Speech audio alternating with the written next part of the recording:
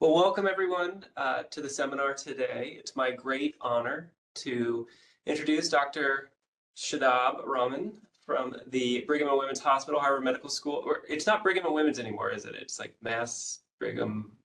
Well, It's it's like complicated, but Brigham still exists. Yes, we still okay. All right. It's like a Grey's Anatomy type thing now. perhaps. But Shadab graduated with a PhD at the University of Toronto in 2010. And has transitioned to Boston to do some great work in lighting and lighting interventions to start his early career, and has since transitioned into looking at phase response curves and lipids and how they could be changing our clocks and our health. And it's a really exciting transition, I think, and one that I'm hoping that he's talking about today. Yes. And some exciting findings. So not wanting to take up any more time. Well, I do want to say Shadab holds a personal place in my family's heart because he was the project lead at the Brigham and Women's Hospital on a study in women that are pregnant, that were 38 weeks pregnant. And my wife, who has said I could share this story, partook in this study and actually went into labor while in a sleep suite, suite 5, I believe. And Shadab was the project lead on that. So he's been with my family since we've become a family all the way through. So it's really my great honor to introduce him today and to hear what he has to present.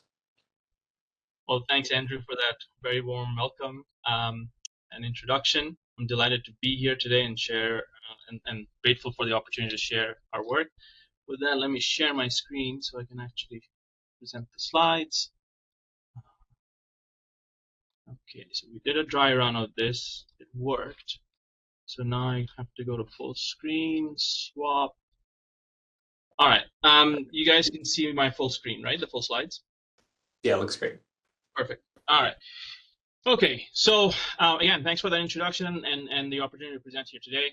I will be talking about the phase response curves of lipids in particular, but it did this work started off from the work that we've done with lighting, and the underlying rationale being that we use light exposure, timed light exposure. We have a phase response curve for it, and we can use it for jet lag management, for shift work, circadian adaptation to shift work, etc.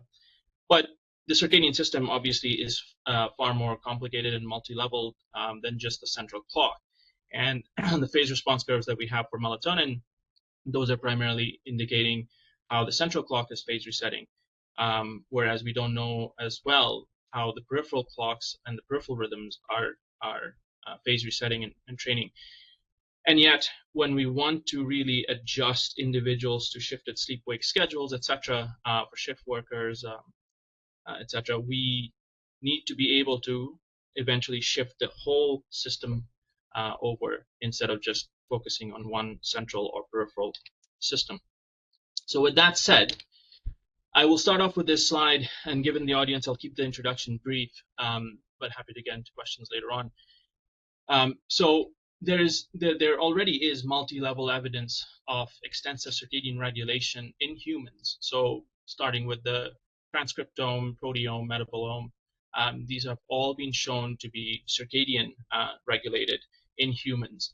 And of these, the lipidome perhaps shows the strongest signals for peripheral clocks or peripheral rhythms that are circadian regulated in humans. And just a quick refresher, as I mentioned earlier, we have a complex multi-level circadian clock mechanism. It starts off with the central pacemaker in the suprachiasmatic nucleus, but in addition to that, there are clocks, molecular clocks, both in other parts of the brain as well as in the peripheral tissues. And the SCN does help to synchronize these peripheral clocks as well, but it's important to recognize that these peripheral clocks are autonomous. They can drive their own rhythms, and they get synchronized by the SCN. Together, they drive behavioral and physiological outputs. So, for example, the SCN drives sleep, feeding, wakefulness, etc. And the peripheral clocks are regulating lipids, regulating glycemic control, etc. And then each of these rhythms, each of these functions have their own circadian rhythms, and then you can evaluate the relative alignment that they have with each other. And this relative alignment is strictly controlled by circadian clock mechanism. And this is the regulation or the control of the synchrony that is disrupted when we are, for example, doing shift work or we have jet lag. And these sort of circadian disruptors can really affect all the three major characteristics of circadian rhythms, including the period, the phase, and the amplitude of the rhythm. And I will focus on phase resetting curves because most of the evidence that we have studied have shown how circadian misalignment, which really is a desynchronization of phases, be it whether it's relative phase alignment of the individual rhythms, the endogenous rhythms, or the endogenous rhythms relative to external cycles such as light-dark cycle, our work schedules, feeding schedules, etc. And so if we want to work towards minimizing or reducing circadian misalignment, we need to understand what this phase resetting relationship is for each of these outcomes relative to their principal time cues.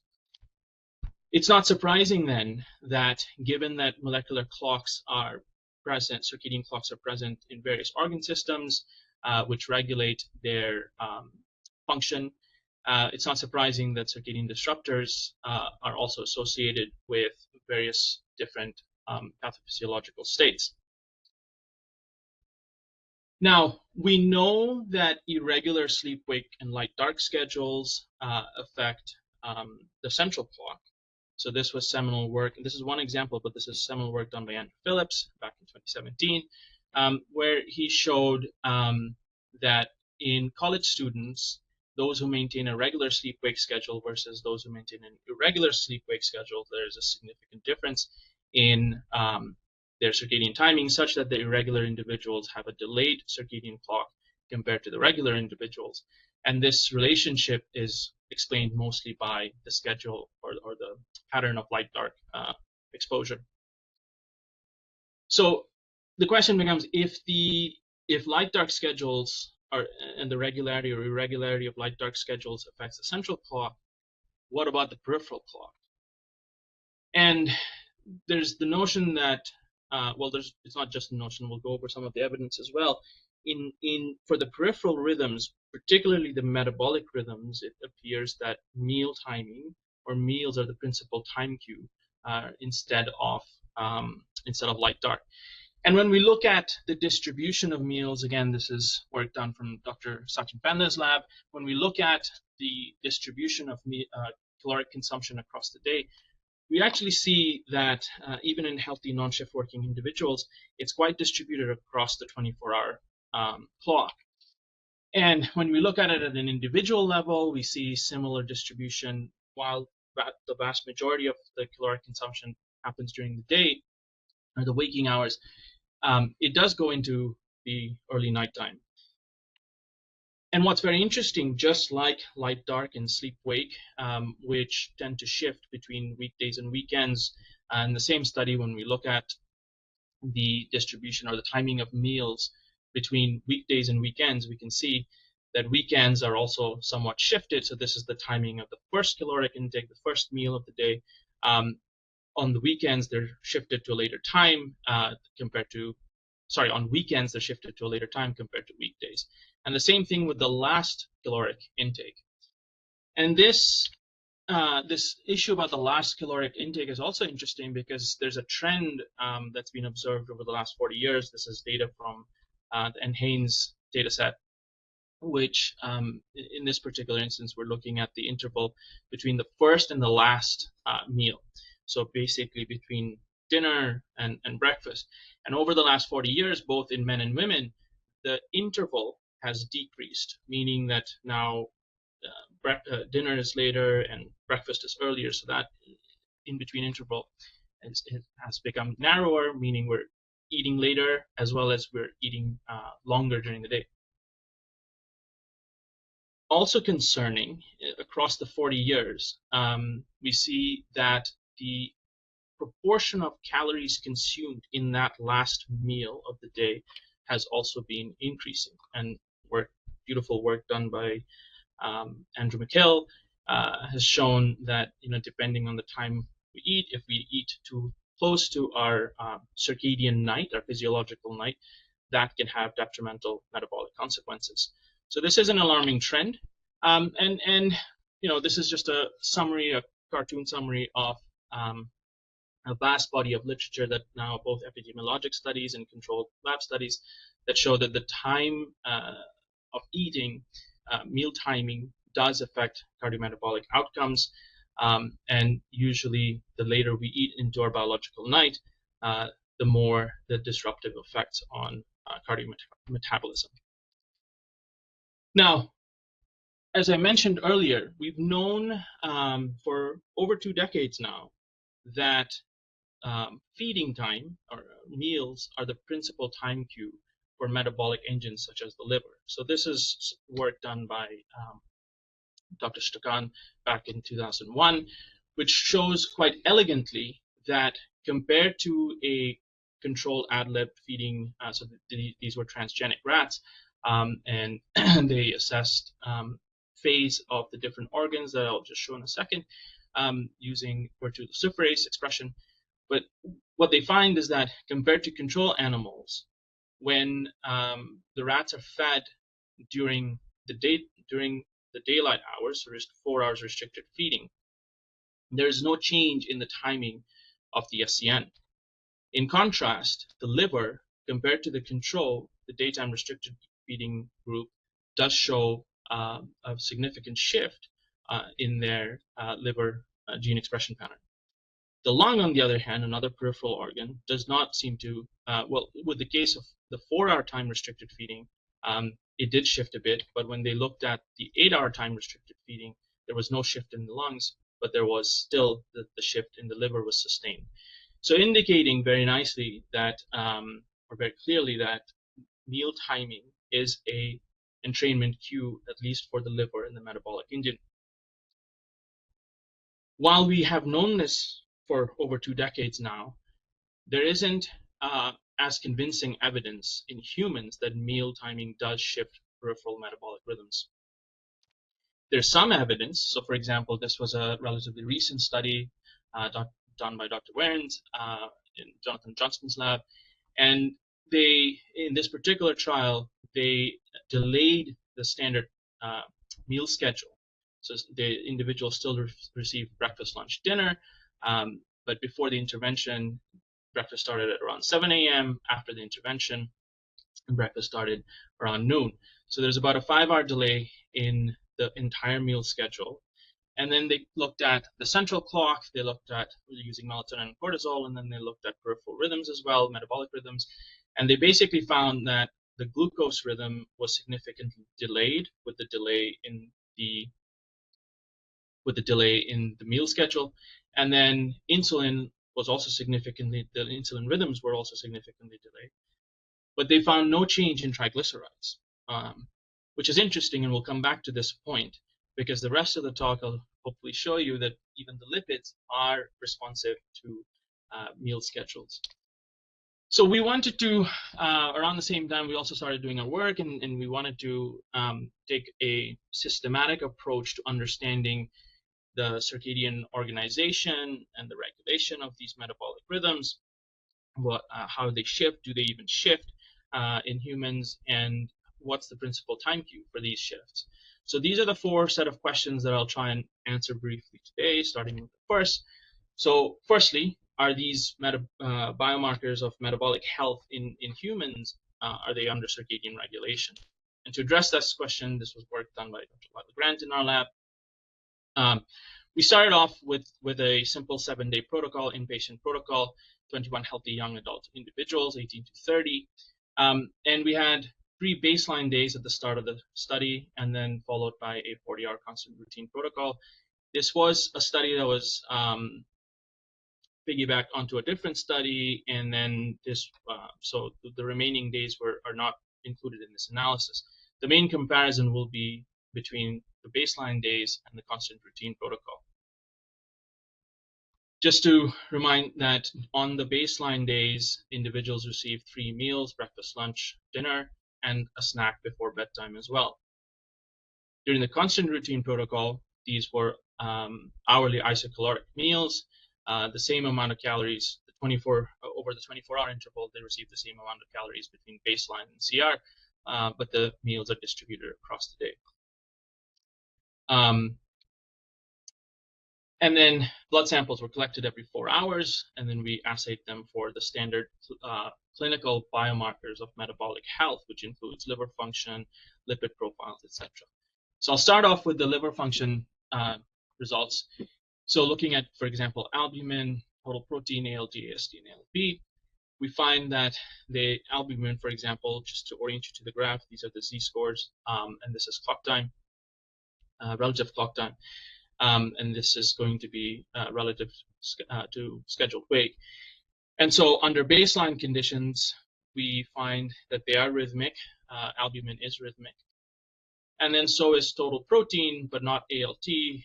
AST is rhythmic, and ALP is also rhythmic. So vast majority of the clinical biomarkers of liver function are rhythmic under a typical 8-16 sleep-wake, 4 meals a day kind of day. When we look at the constant routine data, we find similar rhythmicity that is maintained under constant routine conditions, so demonstrating that these rhythms are indeed endogenously driven and not just a response to the 4 meals a day or the 8 hours of sleep at night. And interestingly enough, while ALT was not rhythmic under baseline conditions, there was a rhythm that was expressed under constant routine conditions.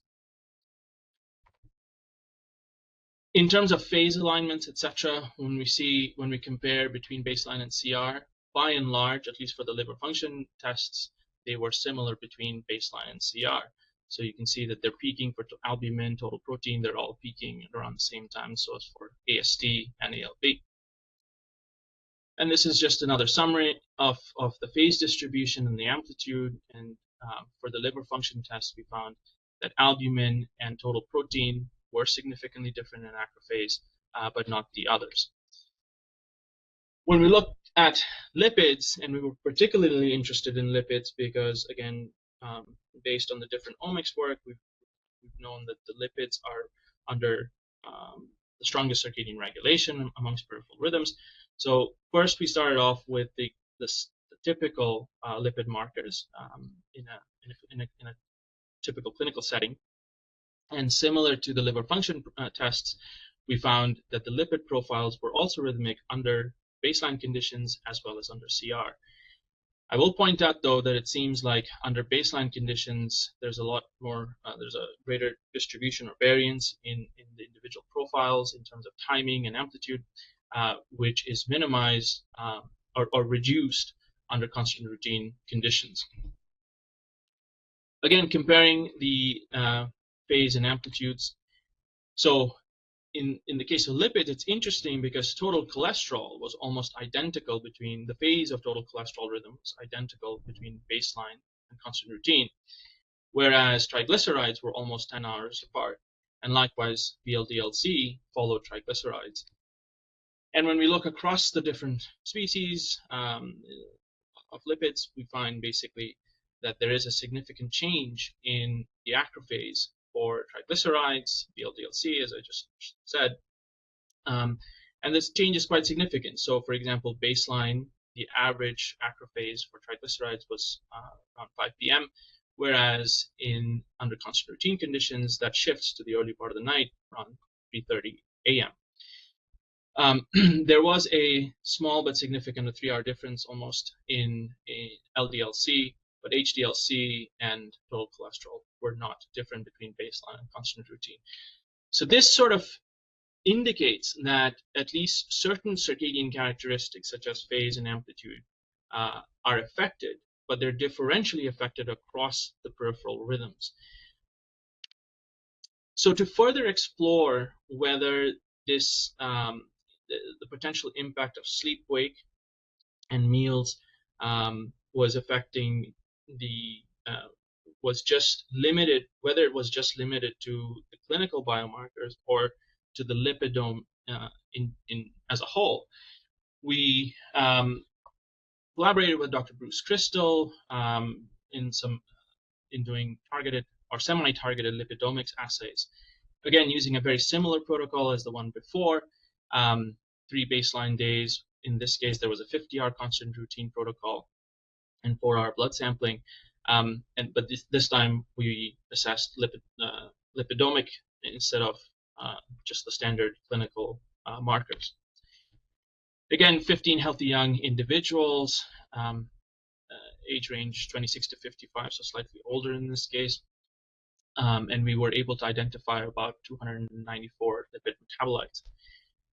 What we found is that about 20% of these lipid metabolites were rhythmic under baseline conditions, and another 26% were rhythmic under constant routine, and some of them were shared that they were rhythmic both under baseline and constant routine. And by and large, it was the glycerolipids and the glycerophospholipids that were rhythmic as lipid species. If you look at the expression, the timing of the expression patterns, so under baseline, the peak timing was generally in the afternoon, in the late afternoon, around 5 p.m., similar to what we had seen with the clinical biomarkers of lipids. And then, but in the constant routine protocol, you again see that there's this shift to where the peaks are now happening in the early part of the night, around 4 or 5 a.m. And when you look at the, which rhythms are stable in the sense that they are rhythmic under baseline and they're also rhythmic under CR, or whether they gain rhythmicity or lose rhythmicity.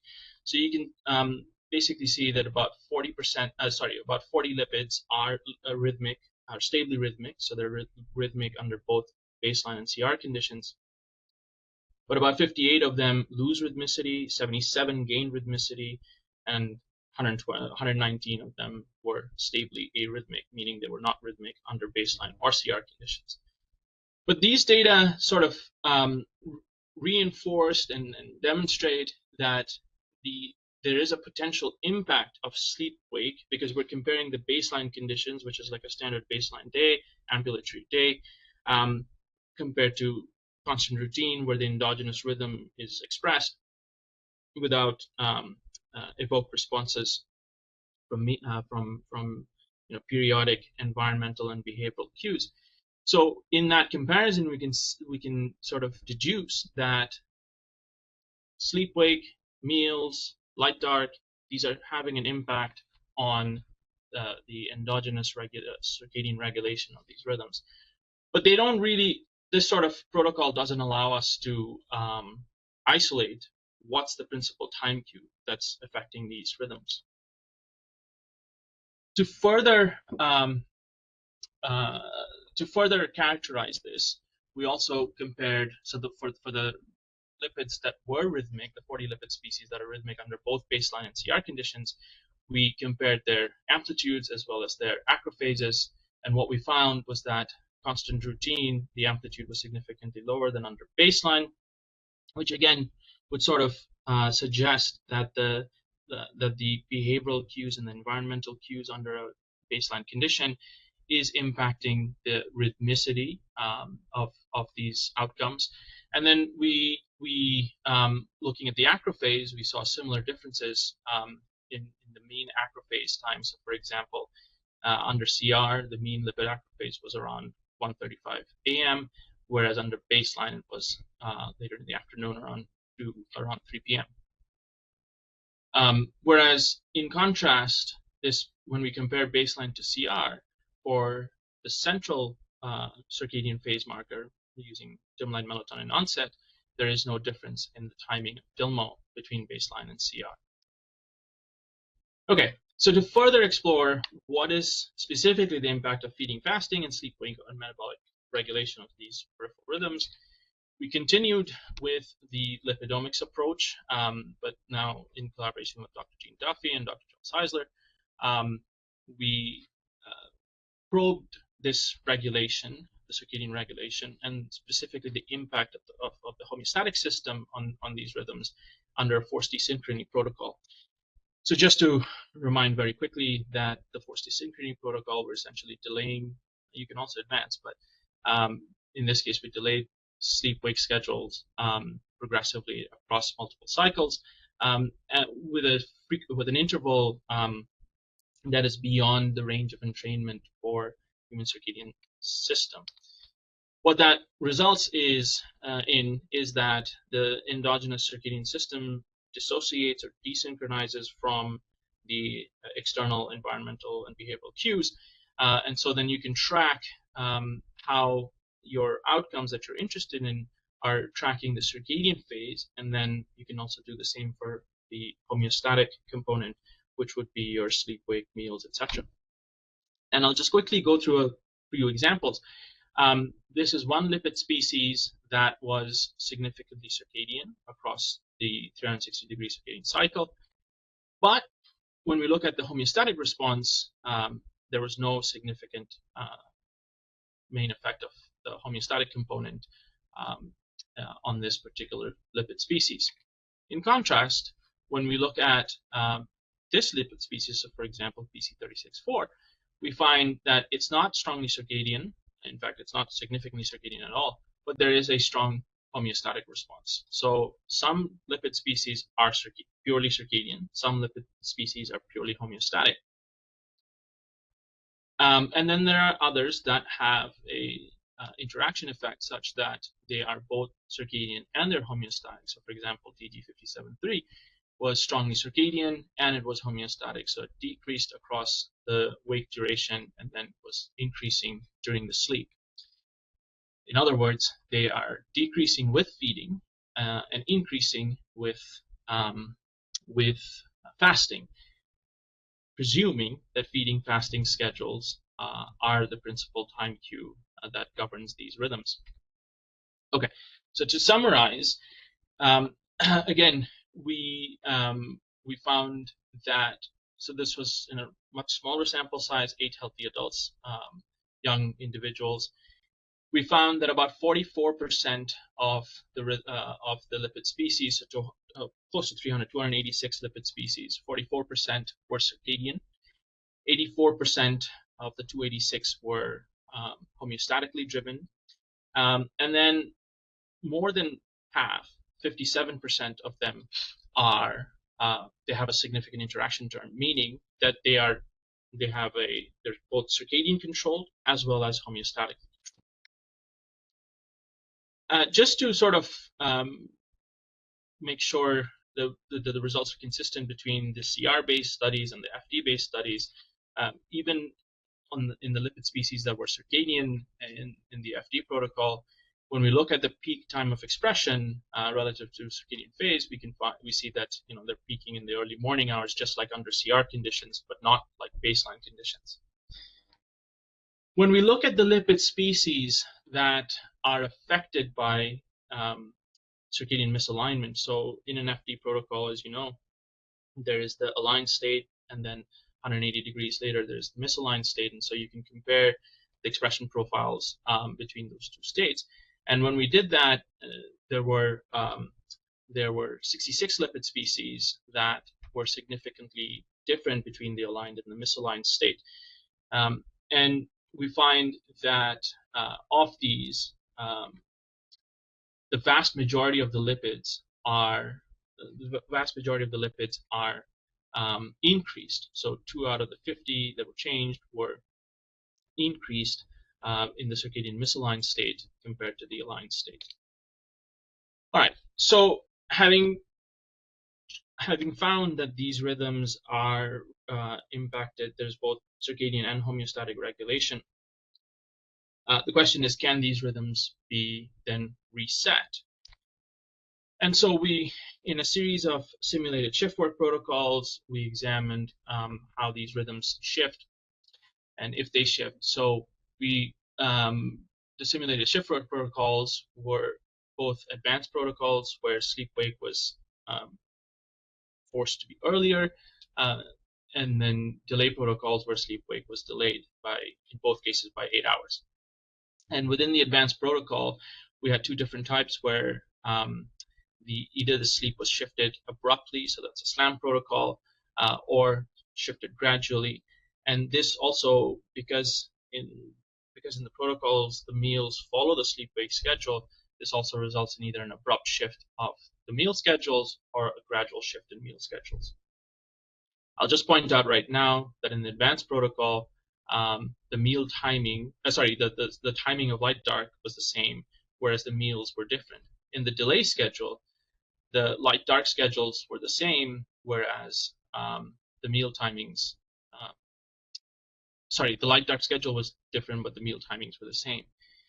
Now, by and large, what we find, again, hepatic enzymes and the lipids, we find that relative to the baseline condition, the advanced protocol induces an advance in the acrophase of these outcomes, and a delay protocol induces a delay, a significant circadian delay in the acrophase of these different outcomes, both for the hepatic enzymes as well as for lipids.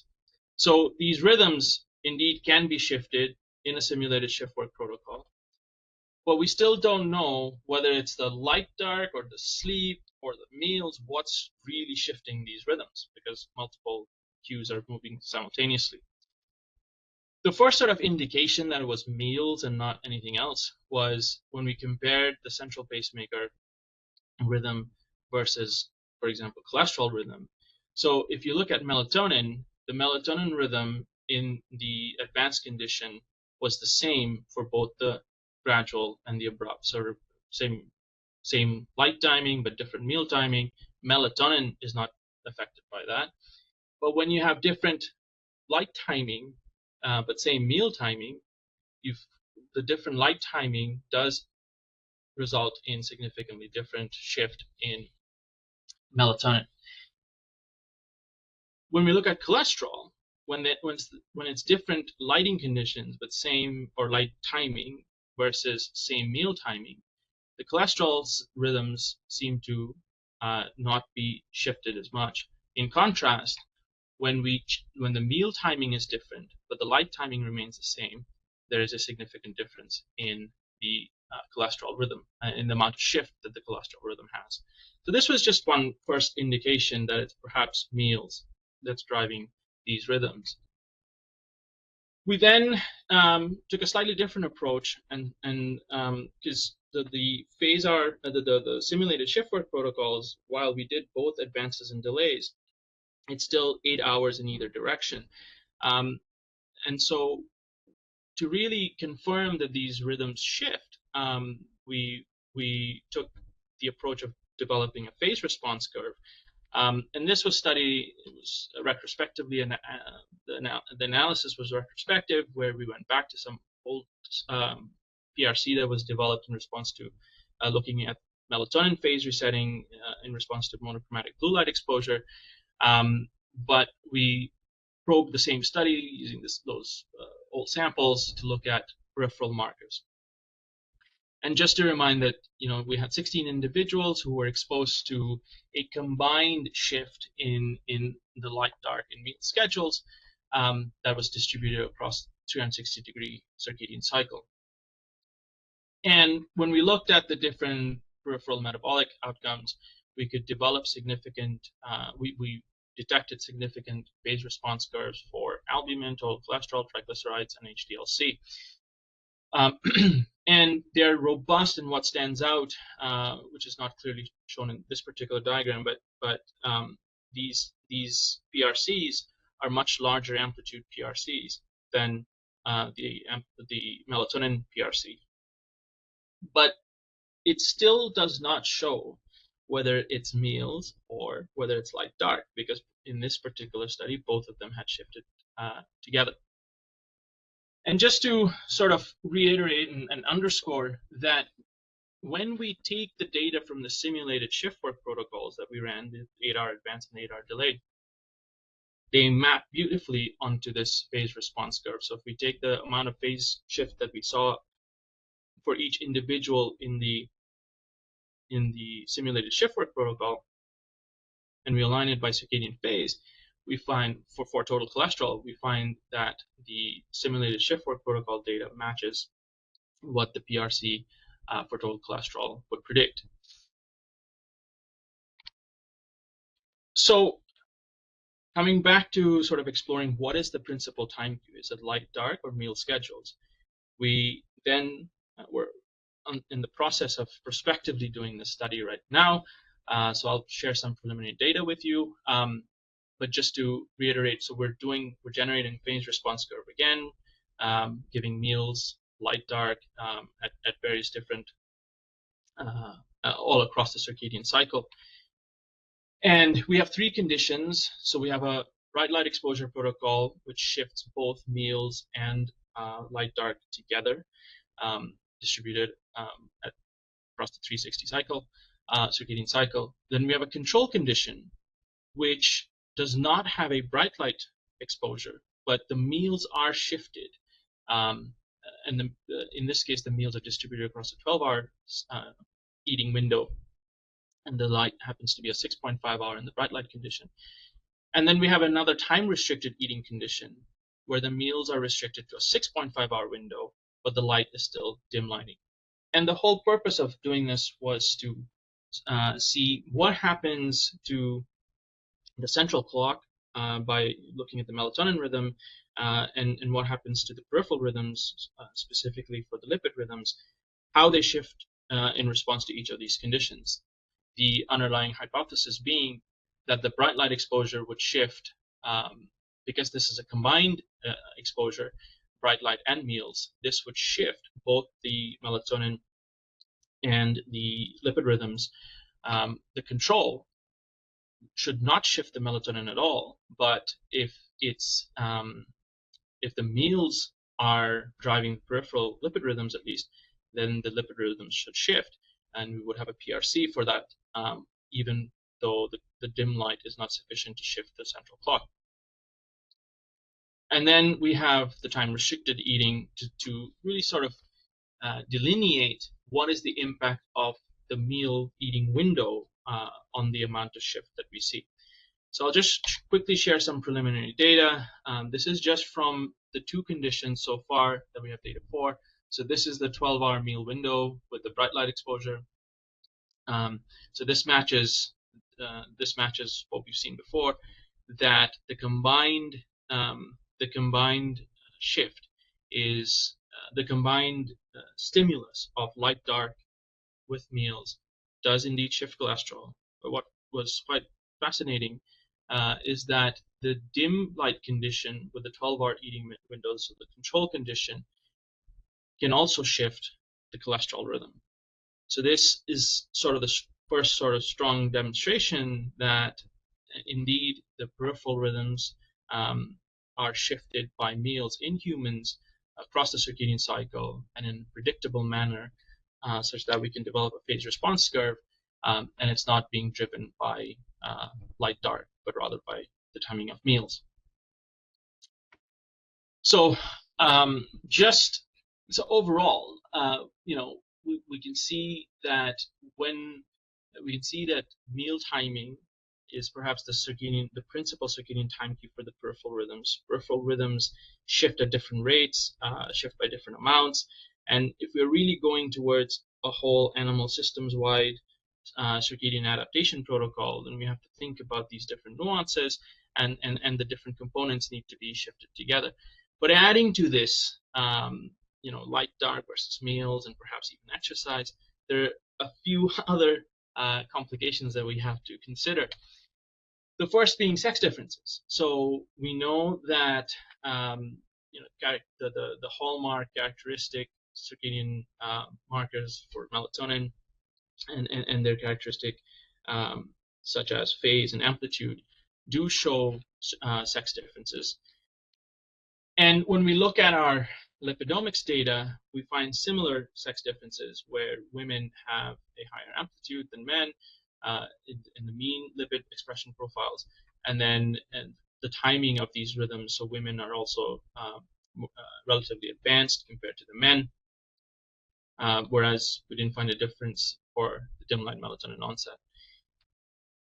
We know aging impacts circadian regulation as well, and so we again probed this with lipidomics, and we found similar to the central clock, the peripheral rhythms are also affected by aging, such that younger individuals have higher amplitude rhythms on average than middle-aged individuals. And then when we look at acrophases as well, we find that younger individuals have a more delayed circadian phase for these peripheral rhythms compared to the middle-aged older individuals.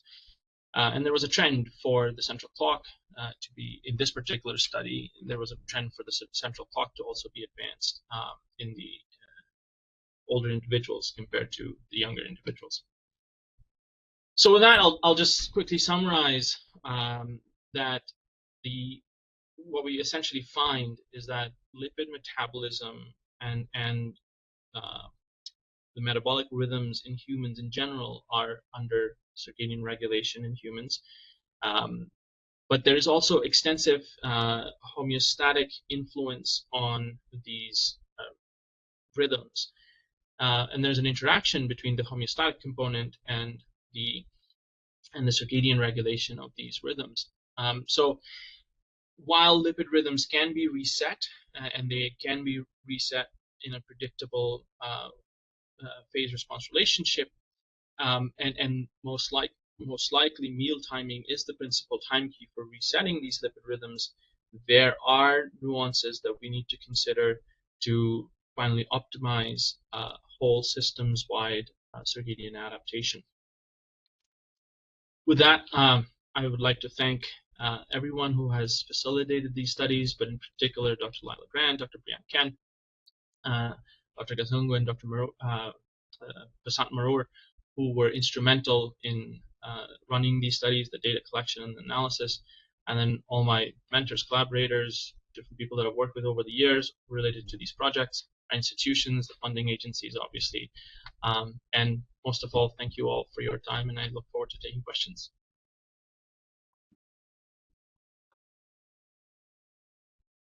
All right, thank you, Shab. We are open for questions. Anybody has any?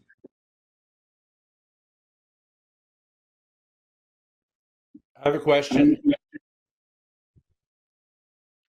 Okay, It's Al Louie. Oh, go ahead, Al. Thanks. So regarding those nuances you met, by the way, very, very nice talk. At the very end of your talk, what sort of time cue, what do you mean, what sort of nuances are you looking for? Other non-photic time cues? Well, other non-photic time cues, because there's some evidence that, for example, exercise can also shift rhythms. That's one thing, but also the fact that there are sex differences and then there are aging differences. So we have developed these PRCs in younger individuals. We don't know what the PRCs look like in older individuals, for example, but we know that aging impacts these metabolic rhythms. So those are sort of nuances that I'm thinking of that we need to incorporate when we into our understanding and our practice of how we readjust individuals to shifted sleep-wake schedules. Okay, and so does any of your work relate to what John Emmons and I showed about relative coordination in blind people, totally blind people? Yeah, so that's absolutely fascinating. To be honest, we've been thinking about it. We haven't done the analyses yet, but that is certainly something that we're very interested in doing. What is the relative alignment between, especially when we're doing these lipidomics, and we have metabolomics data as well. So the relative coordination between these different outcomes and how they relate, definitely. Are you going to look in blind people then? We hope to some point. There's just some challenges right now, but in terms of studying new blind individuals. But yes, that would be the ideal, because that really takes out the confounding of lighting. And the last point or question is, you really convincingly showed elegant phase response curves. This is the missing piece in all these years that have gone by, and you have, and Dr. Kent have shown this. This is really, really important. Thank you. And but I was wondering if on the competitive studies between light and feeding, like the slam dunk study, you have the two types of Zeitgebers in different phases, but they're moving in the same direction. Yes. I wonder if you could be your own devil's advocate and shift one Zeitgeber a few hours earlier and another Zeitgeber a few hours later to see if they would compete with each other and how that would work. Yeah, that's such a great point, and we we hope to do that as the follow up to these PRCs. Um, and there's actually, I didn't mention it here, but I did. It was there in the graphs.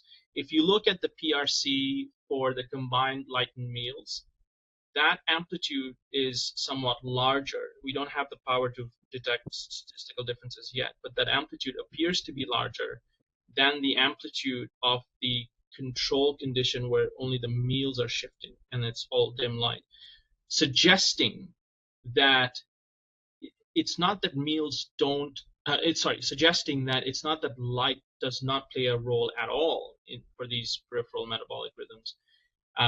It perhaps plays an indirect role such that when all your Zeitgebers are shifting together, they result in a better, more robust shift than shifting individual Zeitgebers together, which comes back to your point that, well, if all Zeitgebers shifting together facilitates overall shift, if they start to compete against each other, will they, reduce the amount of shifting? And that has major implications, again, coming back to when we're developing interventions and countermeasures for shift work, etc., that we not only just consider when we're giving them light, but also giving them meals, because the last thing we want to do is having these Zeitgebers compete against each other, and then we end up with net zero shift. Yeah, and actually, I just thought one more little question, which is that you have this homeostatic influence in the forced desynchrony protocol. Yes. Which is a brilliant protocol for teasing apart the homeostatic from the circadian. I think that's another nuance that needs to be developed. Yes, absolutely, I agree, and we've tried to sort of address this mathematically or using statistics. What is it that's driving? Is it the sleep wake, and how much of it is influencing the circadian regulation? But it's challenging. Having said that, I think there are different things we can try within the FD protocol mechanism, where we're tuning lights in a certain way or we're tuning the meals in a certain way, and start to see whether these are influenced more by meal timing, meal frequency, fasting, or the sleep wake itself, etc. Great, thank you. Thank you. Professor Lloyd. Thanks very much for the talk. Mine is probably a pretty simplistic question. The majority of the data you were identifying the patients that you were studying as healthy individuals, I would assume, falling within the normal range of body mass index. Do you have data or predictions in terms of how the responses might vary, that as you're increasing body mass index, do you think these are going to be much more blunted responses, and especially recovery from mistimed in those individuals, or just you have any general comments on that? Thank you. Yeah, thanks for that question. So to address the first part, I was going to present this, and then I took the slide out just thinking to save time. But in any case, we've gone into the electronic medical records, and we've collected these lipid profile values from about 30,000 patients with about 100,000 samples, over 100,000 samples across a 10-year interval. And we first wanted to see, can we identify rhythms in these lipid profiles?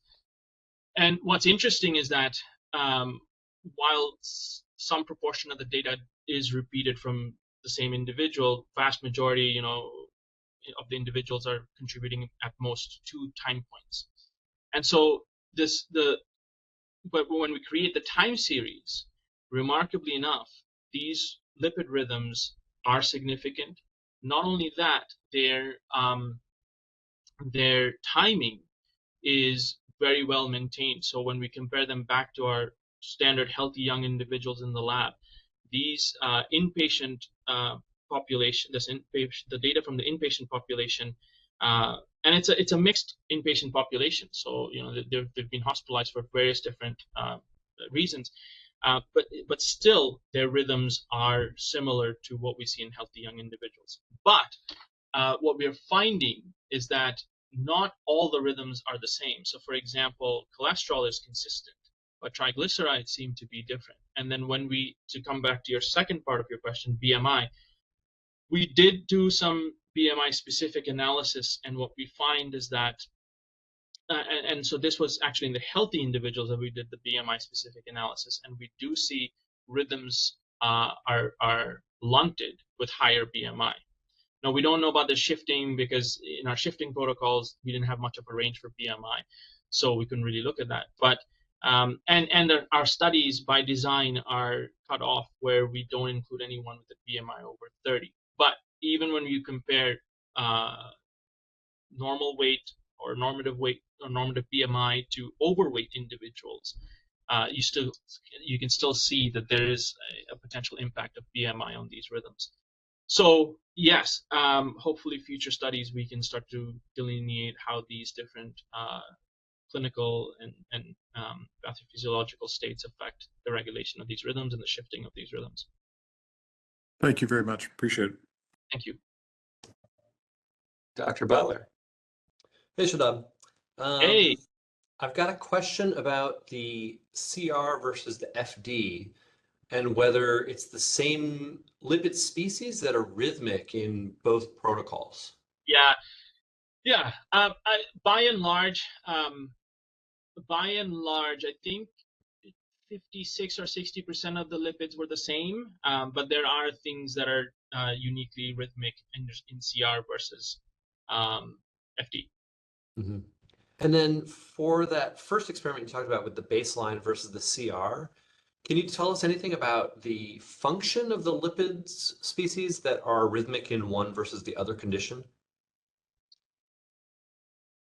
The short answer is we're still working on that. So we're working through lipid maps, etc., to figure out a lot of these lipid species, unlike when you're dealing with proteomics or metabolomics, where you can do gene ontology, etc., to figure out function. These lipid species, this precise physiological function is not characterized or known very well. So that's a limitation with lipidomics. But yeah, I mean, there are lipid species that are, for example, lipid species that we identified as circadian, that are, for example, target in neurodegenerative diseases, for example, Alzheimer's. So yeah, I think it needs more work. Mm-hmm. Cool, thanks. Thanks. Yeah, I was kind of curious. I might take the chair's prerogative here. These rhythms are incredibly interesting to see. And when we start talking about interventions, we're going to start talking about shifting those rhythms and entrainment and things like that. I'm curious if you have any idea, and this might be a better question for the basic scientists in the team, but how I always assume these food entrainable oscillators shift really quickly, whereas our central clocks, shift relatively slowly. So what's the risk of creating internal desynchrony? I feel like there could be a risk in creating more of an internal desynchrony before you internally desynchronize when trying to create these interventions. And maybe I'm way off on that, or I don't know. Just love to hear your thoughts. Yeah, I'm happy for the basic scientists to also jump in, but my impression is that you're absolutely spot on. When you compare, and I mentioned this briefly, when you compare the phase response curve for melatonin to the combined meals and light stimulus versus the phase response curve for the lipid rhythms, well, actually, I would say the metabolic rhythms, because there are other metabolic markers included in those PRCs. They are larger.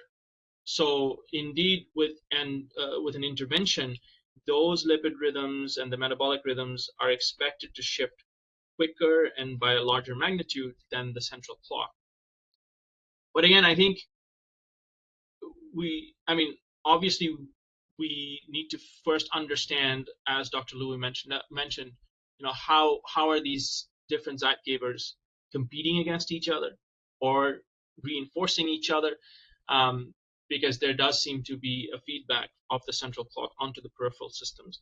And then eventually, once we have that figured out, we can figure out, how the whole system needs to be. Maybe it's a graduated system where you start shifting one thing before the other, and then once you reach one certain point, then you shift the others. So those are all different future studies to be done.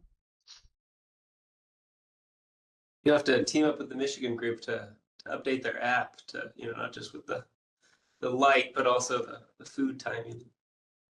Yeah, eventually. Yeah. Any other questions? We have a couple more minutes.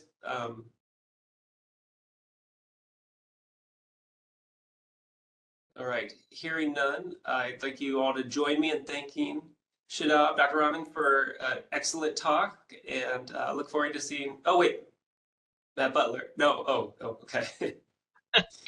I'm looking forward to seeing some of those unpublished papers in publication. So Thank you very much. Thank you for having me.